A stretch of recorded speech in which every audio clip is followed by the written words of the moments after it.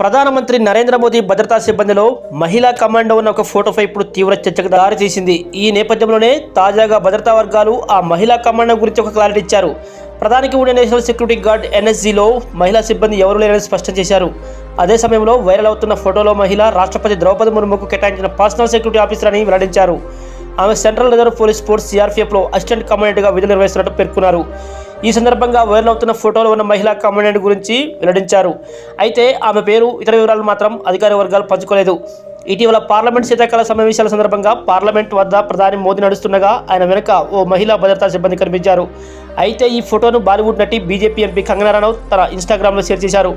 దీంతో ఈ ఫోటో వైరల్గా మారింది. అయితే ఆ ఫోటో కంగనా ఎలాంటి క్యాప్షన్ రాయినప్పటికీ ఆమె ప్రధాని భద్రతా బృందమైన స్పెషల్ ప్రొటెక్షన్ గ్రూప్లో సభ్యురాలై ఉండొచ్చని నెటిజన్లు కామెంట్లు పెట్టారు.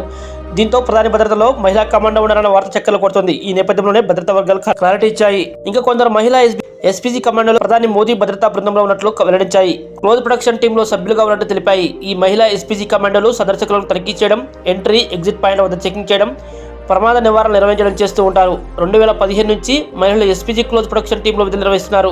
ప్రస్తుతం ఎస్పీజీలో సుమారు 100 మంది మహిళా కమాండోలు ఉన్నట్లు తెలుస్తోంది.